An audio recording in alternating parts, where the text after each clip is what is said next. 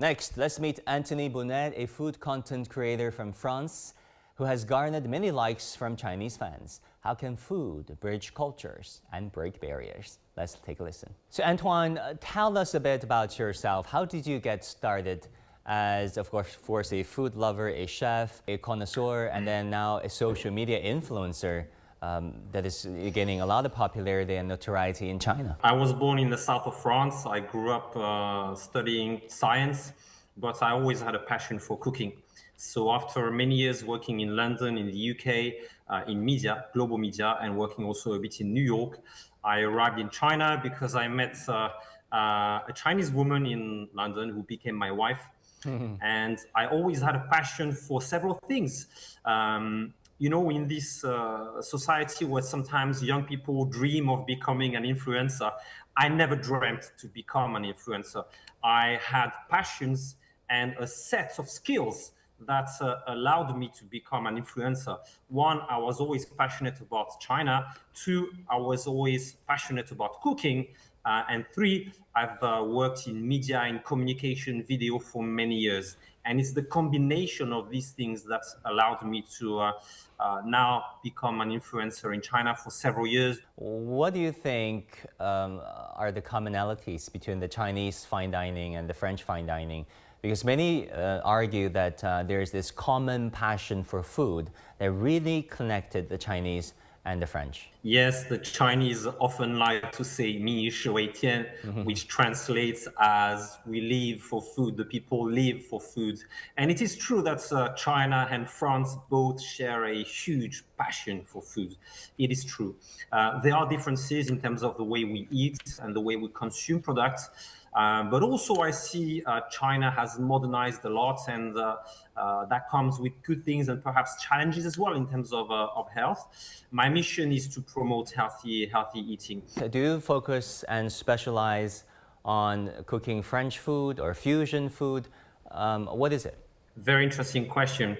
I promote in China mostly French and Western foods, but because I have had the chance to do a lot of TV shows and events all around China, I have gotten accustomed to first the Chinese way of eating using the chopsticks, second the Chinese taste, and third, the Chinese ingredients. So all of that combined with the fact that every single day on my social media in China, I have fans asking me questions about the Western diet, French diet. So all of that makes me want to adapt sometimes my view on French dining to make sure that it's suitable for the Chinese habits, the Chinese palate. So I do cook a lot of fusion food. And this year we had a fantastic example. I was invited for the visit of the president in France, and I made a French baguette with the Sichuan pepper. In my cooking, all that I look for mostly is the taste, the sensation, not so much the presentation, not so much the visual aspects, which are sometimes popular on social media because people see the images, but I want to transmit the sense of taste, of soul food, so that people eat happily and healthily. So food has always been a question of cultural exchanges and commerce and new recipes. And that's what I'm trying to do today, is to bring new ideas, new recipes to China. So Antoine, did you notice any noticeable changes in terms of the pattern of diet? Do you feel that the diet, the habit of Chinese are slowly changing? Yes, it's an excellent question. And I think that with most things China, there's sometimes a contrasted or diverging way to approach this and to analyze this. On the one side, there is a huge improvement in terms of the variety of ingredients available, and really China has made amazing improvements in the environment as well, in the nutrition. It's really good. On the other side, industrialization often causes a problem because people, because of convenience, tend to give away the idea of cooking at home, and for the convenience of delivery or having restaurants which are very affordable in China, eat out a lot. And that means that there's been more and more industrialization of eating in China, also the development of fast food. And as we know, diet and obesity or cardiovascular diseases Yeah. or all kinds of diseases are linked. So there's now a growing prevalence of eating out and eating a lot of rich Western diets, like the American diet in China, with fast food, ice creams and coffees and burgers and all kinds of things. So this is a challenge, and I'm trying to work on promoting a healthy Western diet to help people from all ages to live a healthier, happier life.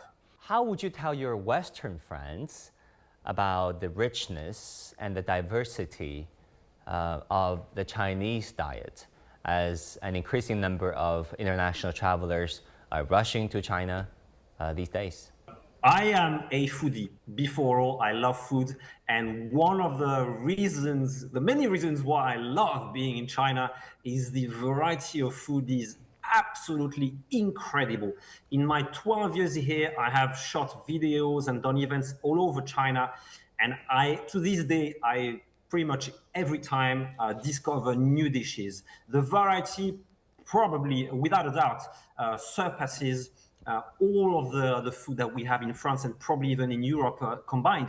China is a huge country, and the variety of dishes is incredible. And there is so much delicious food to eat, regional food to eat in China, that it's a never-ending source of pleasure for me.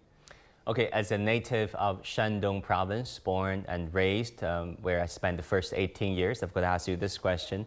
What do you think of the Shandong diet, Lu Cai? The Lu Cai is very famous, but I often get this question: what type of cuisine do you prefer in China? And my answer would be that it depends on the mood. There are days when you want rich food, and then Lu Cai might be fantastic for that because it does have those amazing sauces, very flavorful cuisine. There are days when you want spicy cuisine, and then maybe the Chuan Cai, the Sichuan food or the Hunan food might be more appropriate. There are days when you're a bit tired, you want something lighter, and then for me, it's definitely Huayang Cai, the cuisine of Huayang in the southeast of China, very light, very exquisite. So it's always a matter of mood. But I love all kinds of cuisine in China, even the Anhui cuisine, which is famous for its fermented fish, the choguiyu, beautiful stuff. Antoine Bunel, thank you so much for joining us at this hour. It is an absolute pleasure talking with you. My pleasure too. Thank you, and I wish everyone healthy and happy. Thank you.